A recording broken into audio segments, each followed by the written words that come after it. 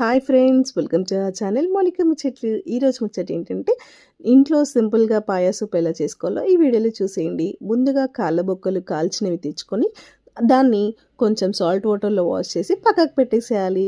Next ఇంకో pan పెట్టి అందులో 2 స్పూన్స్ ఆఫ్ ఆయిల్ వేసి దాంట్లో పచ్చిమిర్చి, సాజీరా, జీలకర్ర, మిరియాలు, అలాగే లవంగాలు వేసి వేగిన తర్వాత ఆనియన్ కూడా వేసి బాగా ఫ్రై చేయాలన్నమాట. దీంట్లో కొంచెం నేను బలం కోసం మునగాకును వేసుకున్నాను, అలాగే పుదీనా, కరివేపాకు కూడా వేసి వేయించుకున్నాను.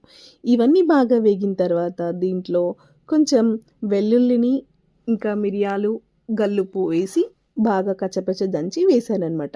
ఈ వెల్లుల్లి, మిరియాలు వేస్తేనే మనకి సూప్లో ఫ్లేవర్ అనేది తగులుతుంది. అండ్ ఈ వెదర్కి కూడా ఇవి తాగితే మనకి సర్ది ఏమన్నా ఉన్నా తొందరగా తగ్గిపోతుంది అనమాట.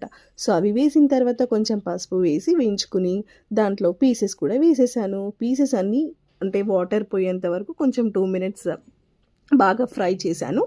అందులో ఇవి ఫ్రై అయ్యాక కొంచెం కసూరి మేతి, అలాగే ధనియాల పొడి, ఇంకా మీకు కారం కావాలనుకుంటే కారం వేసుకొని, అలాగే నేను కొత్తిమీర కూడా వేసేసి బాగా వేయించేసి ఒక 4 to 5 గ్లాసెస్ ఆఫ్ వాటర్ అయితే వేయాలన్నమాట.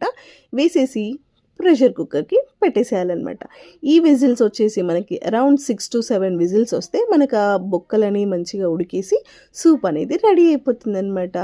సో ఇంకా ఆ సూప్ని మంచిగా మనము జ్యూసీగా తాగొచ్చు. పీసెస్ కూడా మంచిగా ఉడికిపోతుంది కాబట్టి అవి పీసెస్ని తింటూ మంచిగా ఎంజాయ్ చేయొచ్చు అనమాట.